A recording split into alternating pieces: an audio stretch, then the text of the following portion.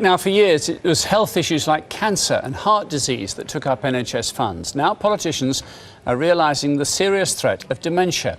David Cameron today announced plans to spend more than £300 million to help find new treatments and a cure for the disease. How desperately needed is this investment? Well, Deborah Stone is a co-founder of the support website myagingparent.com, and she joins us now from central London. Deborah Stone, the suggestion is this money was much needed several years ago, not just as a part of an election campaign. Well, I think this money has been needed for a long time, but it's very welcome now that it has been given, because this is an area where huge numbers of people need support, and with the ageing population it's going to be something that's only going to get worse. So it has to be welcomed regardless of when it's come. Why are we so bad at diagnosing it? Well, I think, dementia is a mental illness.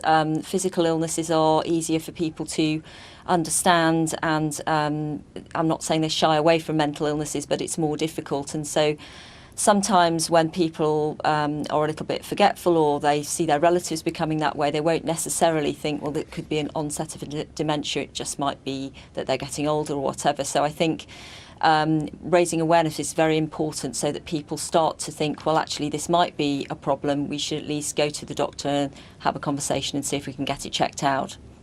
For so many health conditions, the postcode lottery, I know it's a bit of a cliche, but it does seem to apply.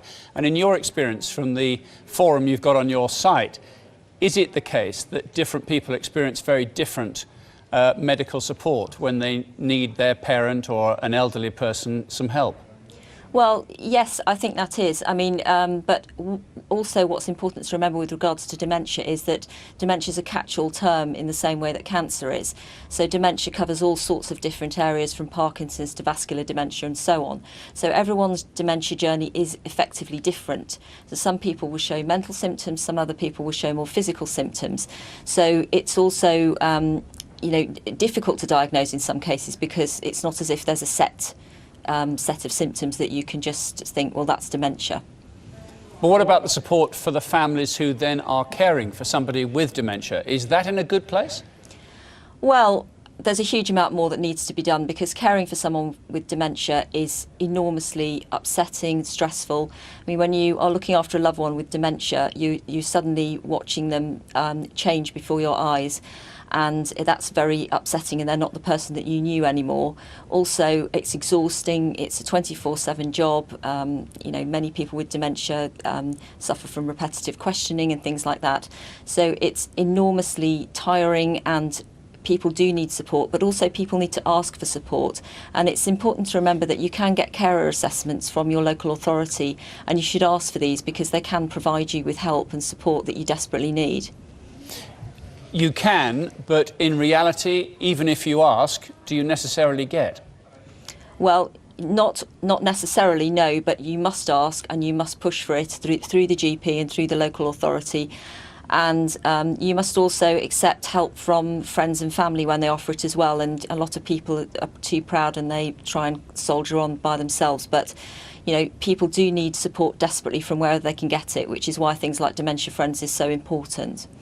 Not wanting to overtly politicise this, but Andy Burnham from Labour's perspective has weighed in on this issue, saying great news, but he could do more. He touches on this need for better social care interaction. I suppose he would, wouldn't he, because it's a Labour Party policy as the election comes up.